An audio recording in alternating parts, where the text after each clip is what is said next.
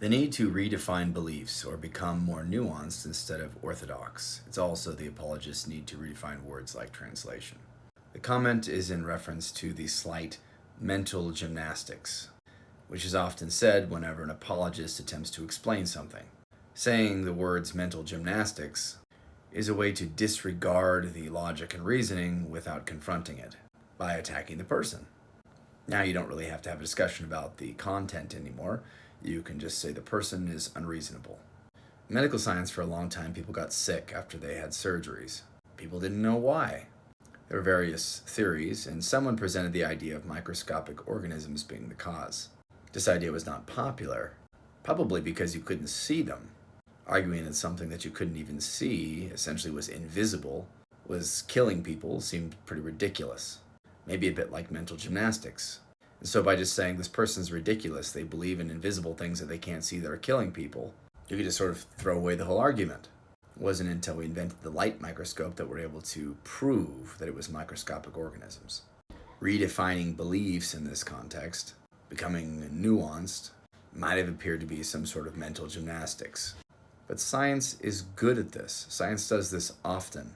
When science recognizes that there's a mistake, an error, something that doesn't line up with the evidence, it adjusts, it changes. And atheists are often critical of religion with good reason because religious people are overly dogmatic. They are orthodox. They don't adjust to the evidence. They don't redefine their beliefs. And when they do redefine their beliefs, then they're accused of engaging in mental gymnastics. The Bible says that the earth is 6,000 years old because God created the earth in 6 days. Then he rested on the seventh day. And on the sixth day is when he created man and woman. And so humans have only been on the earth for 6,000 years.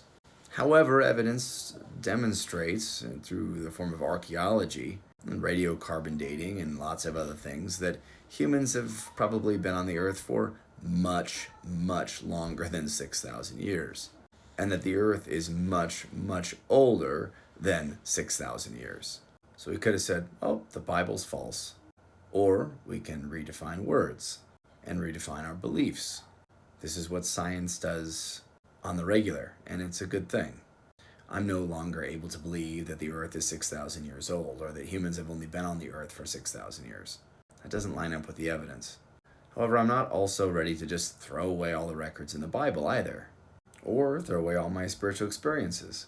I don't know to what degree the Bible is fallible or infallible, but a way that it could still be somewhat correct in this regard is if you redefine the word day.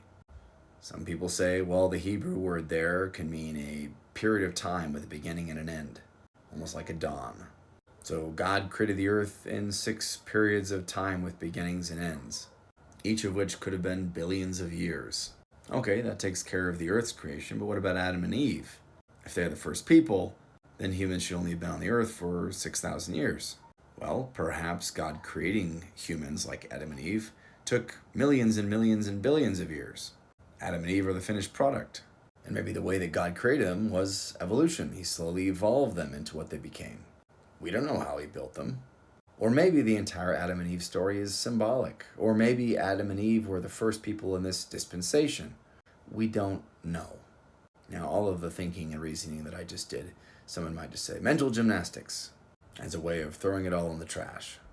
Find some imperfections in religion and then decide that it's not worth keeping on the table. It needs to go into the garbage. Well, if we took that same approach with other fields of science, everything would be in the garbage. Just 200 years ago, medical science was definitely more harmful than helpful. It was definitely more wrong than right. Should we have just thrown the whole thing in the trash? History is just a bunch of case studies. It's totally subjective reports. Should we just throw all of history away? What about psychology? The subjective nature of psychology is pretty much unavoidable. It's full of errors all the time. Should we just throw it away? No. We redefine and we adjust as more evidence becomes available to us. This is a good process. And although it's easy to criticize, the answers in science are also often very complex. Want to understand how the human immune system works? It's not simple at all. All of us are merely trying to piece together our experience of the universe around us. And I applaud people's efforts to align their beliefs with the evidence through the redefining of those beliefs. When people are open to the idea that maybe their understanding of a word might not be correct, and that words are merely symbols that we use to get across ideas, but they are crude and subject to all kinds of error, both on the end being communicated and on the end being received. Although sometimes it feels frustrating to have our ideas and beliefs poked at and prodded, this is actually how progress is made. The things that we believe need to be able to stand up to a little bit of poking and prodding. Now, if it's just someone mocking you, that's different. To me, saying mental gymnastics is crossing that border of just mocking someone. This comment is not. Since I get maybe over 1,000 comments a day, it seems, and I don't have the ability to read all the comments, much less respond to them, I'm planning to start blocking people who just leave insults without any sort of intellectual context or adding anything to the discussion. So if you see this video, try to abstain from leaving little one-liners that are witty or insulting or slighting in some way, because I'll just probably end up blocking you.